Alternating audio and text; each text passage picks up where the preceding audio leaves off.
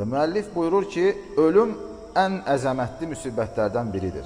Allah Cəllə və Alə Quran-ı Kərimdə ölümü müsibət adlandırır. Buyurur ki, فَأَصَابَتْكُمْ مُصِيبَةُ الْمَوْتِ Sizə ölüm müsibəti üz verdikdə. Əl-Maidə surəsi. Və ölüm çox əzəmətli müsibətdir və böyük bir bəladır. Ondan daha acınacaqlı bəla isə onun barəsində qəflətdə qalmaqdır. Və onu xatırlamaqdan üz çevirməkdir. Onun barəsində az düşünməkdir və ondan ötürü əməli tərk etməkdir.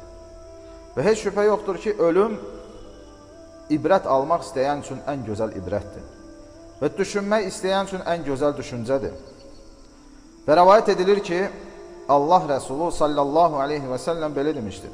لَوْ أَنَّ الْبَهَائِمَ تَعْلَمُ مِنَ الْمَوْتِ مَا تَعْلَمُونَ مَا أَكَلْتُمْ مِنْهَا سَمِينًا Əgər heyvanlar ölüm haqqında sizin bildiyinizi bilsəydilər, siz əhdi canlı heyvanlar yeməzdiniz.